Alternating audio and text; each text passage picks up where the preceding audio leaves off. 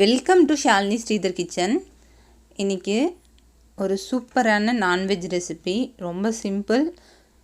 வீட்டிலையே தந்தூரி சிக்கன் எப்படி செய்யுதுன்னு பார்க்கலாம். நான் சிக்கனோட லெக் பீஸ் வச்சு தான் செய்ய போகிறேன். இதோட டேஸ்ட் நல்லா சூப்பராக இருக்கும். கொஞ்சமாக மசாலா சேர்த்தி சூப்பராக எப்படி செய்யுதுன்னு பார்க்கலாம். நான் இன்றைக்கி 4 பீஸ் சிக்கன் லெக் பீஸ் எடுத்து வச்சுருக்கேன்.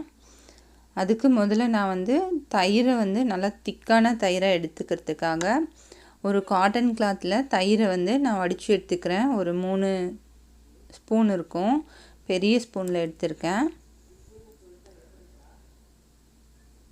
இப்போது இதை நீங்கள் கொஞ்ச நேரம் விட்டுட்டிங்கன்னா தண்ணி தனியாக வந்துடும். அப்புறம் நம்ம லைட்டாக தண்ணியை பிரித்து எடுத்துக்கலாம். கையை வச்சு இப்படி ப்ரெஸ் பண்ணி நம்ம தயிரை மட்டும் தனியாக எடுத்துக்கலாம். பாருங்கள், இந்த அளவுக்கு கெட்டியாக எடுத்துருக்கேன் தயிரை.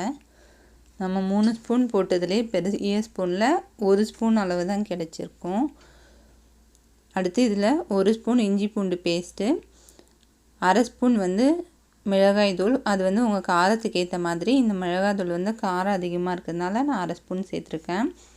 அடுத்து 1 ஸ்பூன் தனியாத்தூள், 1/4 ஸ்பூன் சீரகத்தூள், அடுத்து ஒரு 1/4 ஸ்பூன் கரம் மசாலா தூள் சேர்த்துருக்கேன்.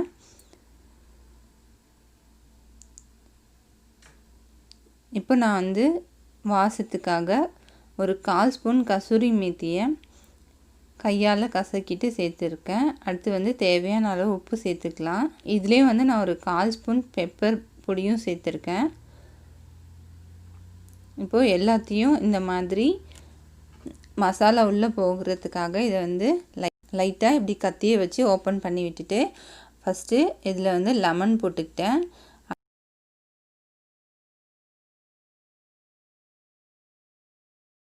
அடுத்து கொஞ்சமாக உப்பு சேர்த்துருக்கேன். ஏற்கனவே நம்ம மசாலாவிலையும் உப்பு சேர்த்துருக்கோம்.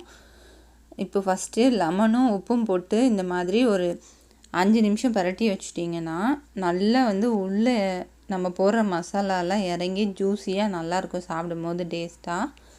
இப்போ மசாலாலாம் எந்த எக்ஸ்ட்ரா தண்ணியும் ஊற்றாமல் அதே தயிரோட ஈரப்பதத்துலேயே நம்ம மிக்ஸ் பண்ணிக்கலாம். மிக்ஸ் பண்ணிவிட்டு நம்ம எடுத்து வச்சுருக்க இந்த லெக் பீஸில் எல்லா பக்கமும் கோட் ஆகுற மாதிரி மிக்ஸ் பண்ணி விட்டாச்சு.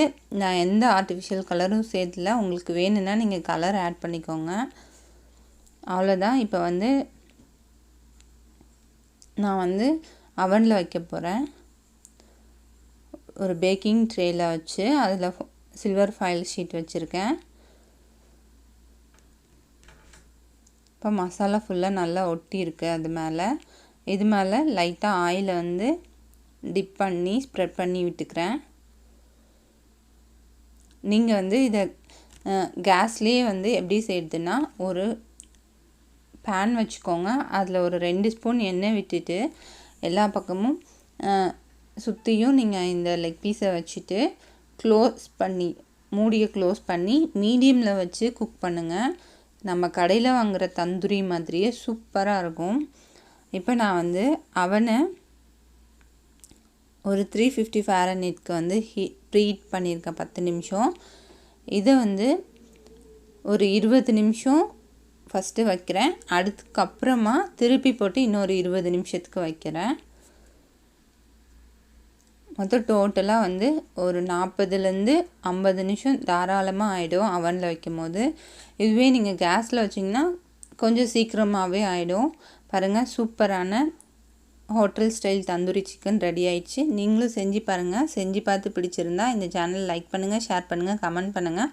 மறக்காமல் சப்ஸ்கிரைப் பண்ணுங்கள். தேங்க்ஸ் ஃபார் வாட்சிங்.